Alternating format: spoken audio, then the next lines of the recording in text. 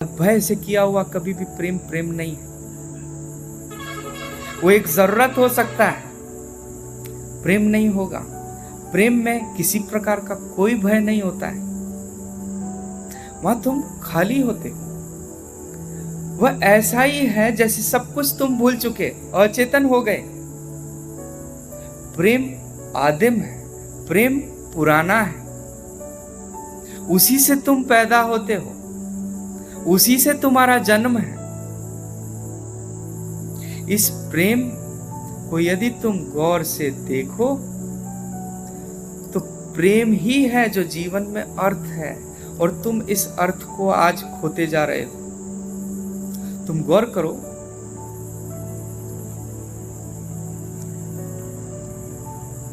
कि कैसे तुम्हारे इस अहंकार के कारण तुम इस प्रेम से दूर हो, क्योंकि अहंकार जो है वो प्रेम के साथ नहीं हो सकता। प्रेम जो है अहंकार का विसर्जन है। तुम्हें अहंकार को छोड़ना होगा, तभी प्रेम संभव है। तुम्हें अचेतन हो जाना पड़ेगा, जैसे गहरी नींद में होते हो। तुम्हें उस तल पर जाना होगा जहां तुम अचेतन होते हो, तभी प्रेम संभव है। हम यदि देखें तो मन के 3 तल हैं। पहला तल है अचेतन। अचेतन जब बच्चा पैदा होता है, मां के गर्भ में होता है, तो मां के गर्भ में जब वो होता है तो वो वही अवस्था है जब तुम अचेतन होते हो। वहां किसी प्रकार का कोई भय नहीं है, तुम अस्तित्व के साथ एक में हो। माँ को भूख लगती है, तुम्हें भी लगती है। माँ को किसी बात का दुख होता है, तुम्हें भी होता है। माँ खुश होती है, तुम भी खुश होते हो। माँ प्रफुल्लित है, आनंदित है, तो तुम भी आनंदित हो। तुम अस्तित्व के साथ नाच रहे हो। अब तुम और अस्तित्व में कोई अंतर नहीं है, तुम में कोई मैं नहीं है। ये जो मैं की अनुपस्थिति है, यही अचेतन है।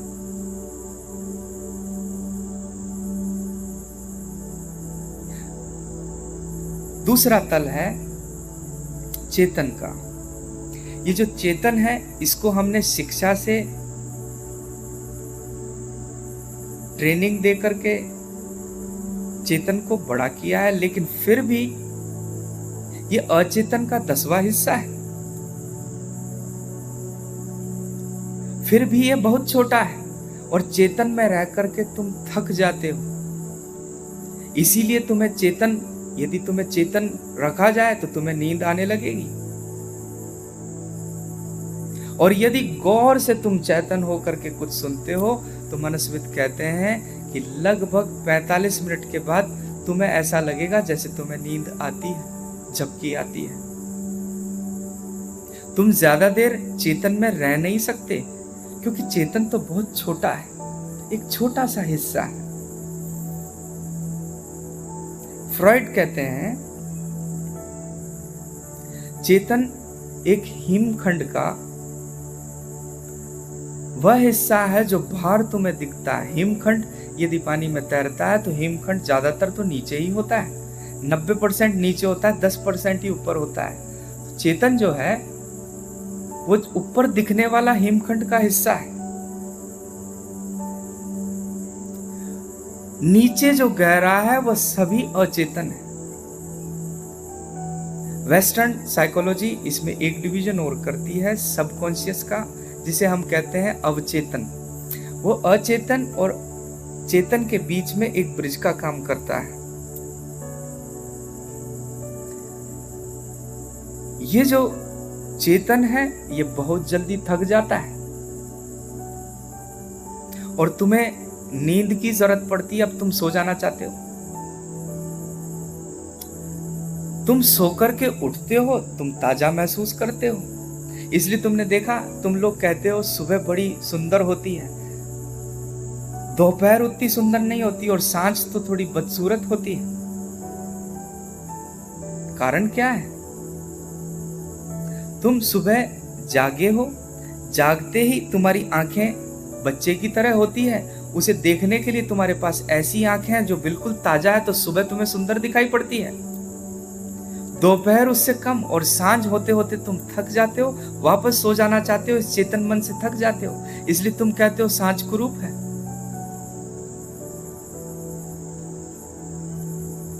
और तुम जब सोते हो तो तुम वापस से अचेतन में प्रवेश कर जाते हो।